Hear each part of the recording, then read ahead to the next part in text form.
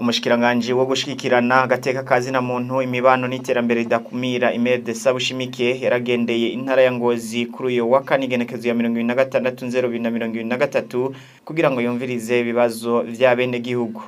Muri iyo nama buramatari w'intara ya Ngozi Emmanuel Ntacosanze yabanje gushima ko twigoro tw'ubushikiranganje bwo gufatana mu nda cyane dushingiye ku kwitaho bantaho nikora haba abamaze kugarukirwako ndetse n'abamaze guhabwa ibisakazo n'ubwo bushikiranganje yaciye ashikiriza ibibazo bikuru vyegubwo bushikiranganje aho yavuze abakozi b'ikigo citaho ineza y'ingo n'imiryango CDFC badakwiye hamwe n'inyubakwa zegukira ikigo CDFC mu makomine zidakwiye reza kubene gihugu cyane abo mu miryango y'abatwa ko gushikiriza ibibazo mushikiranganje wo gufatana mu nda bikuru muri ivyo bibazo bashikirije mu mushikiranganje basavye gushigikirwa bikwiye mu mashira hamwe bahurikiyemwo yaba ayugwaruka canke ayabakenyezi babatwakazi kuronswa amatongo guhabwa amabati ngo kuko bamwe badugije ibigega ariko ntibashoboye kuronswa amabati yo gusakara. Jewe nitwa Nyamuvike Mariko mba muri komine Ruhororo umutumba Gitwenzi agacimbiri Gatagata. Hanyuma rero igisabo mfise ni igisabo kijanye n'amashirahamwe. Twabasaba bavuga yuko natwe mu gushikira mu mashirahamwe na burya ubu kiro cy'ibiharage gisigaye kiri ku 3,500 kubera rero ivyo mu mashirahamwe duca tubura ico twotera kubera dusange dufise uburyo buke.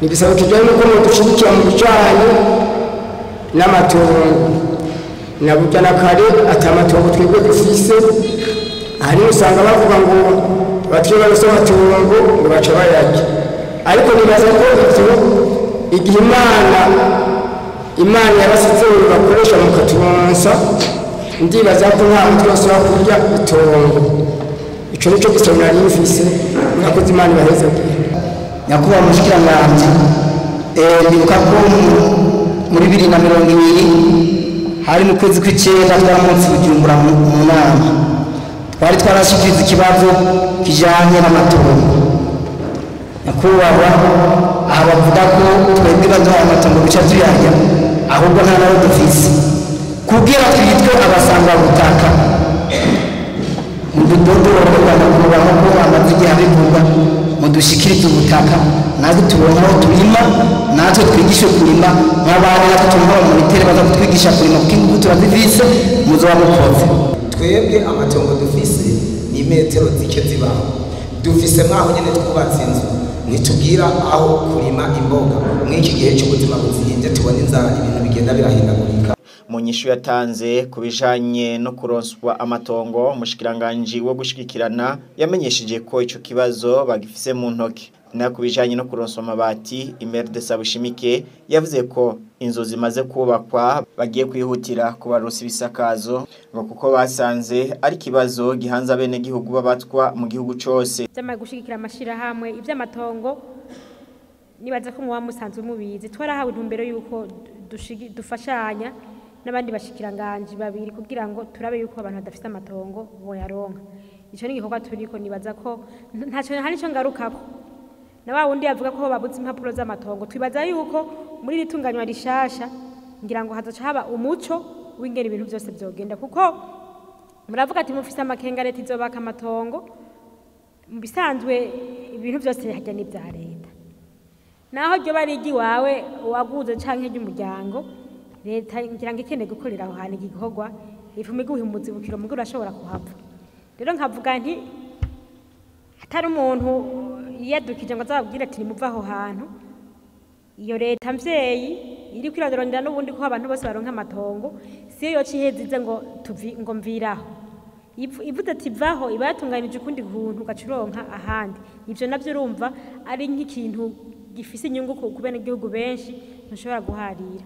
Rero nibaza yuko muri itunganywa rishasha baza ko bizoca bigenda neza nk'ibi by'ibisakazo kubabajije ibijanye n'ibisakazo mwese twibaza yuko kugira ngo tubikore neza nuko mwokorana n'abasanzwe baduserukira mu makomine hanyuma mukagira intonde z'abo bantu bafise ibigega, hanyuma mugaca murondera umuhinga ashobora kubabwira amabati ashobora kuja kuri buri nzu, hanyuma mugaca mubiturungikira kugira ngo amabati abonetse duce tuheza turabe ingene yobashikira.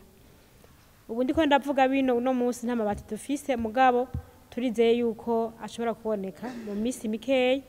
Bisaba rero yuko ivyo biharo twoba tubifise, ariko kandi naho twobironka iki kibazo ahantu hose twaciye ndibaza naho dusigaje gusha bama bakibaza. Ni kuvuga ngo mu gihugu cose hari abantu bakeneye amabati. Ikibazo c'amabati cabajijwe mu gihugu cose mu ntara zose. Rero bivanye naho tuba dufise ntibikunda yuko duhera rimwe abantu bose bakeneye. Byumvikana yuko muduhaye ibitigiri tuzoraba bivanye n'ukuntu tuzoba twarose ibitigiri ku ntara duheze dutange, mugabo nta ntara n'imwe itazoronka, ariko kandi turibaza yuko ariho intara badashobora kuronka bose bivanye n'inzu zihari. Ariko kandi ari indi ntumbero twahawe yuko twobanza kugwanya za nzu za nyakatsi zimwe zifise ivyatsi kuva hasi gushika hejuru.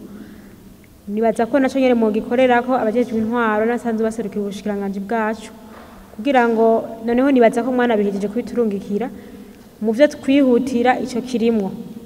Hamwe rero nizo zindi zamaze kubakwa zirindiriye yuko zoronka amabati. Tukibaza yuko tuzogerageza ibishoboka byose ku buryo yaba vyakunda twotanze amabati akwiranye na zose, kandi turavyizeye. Bitakunze naho abajejwe intwaro ku rwego rwo hejuru nk'aba babura amatari baba babizi bivanye n'uburyo tuba twashoboye kuronka.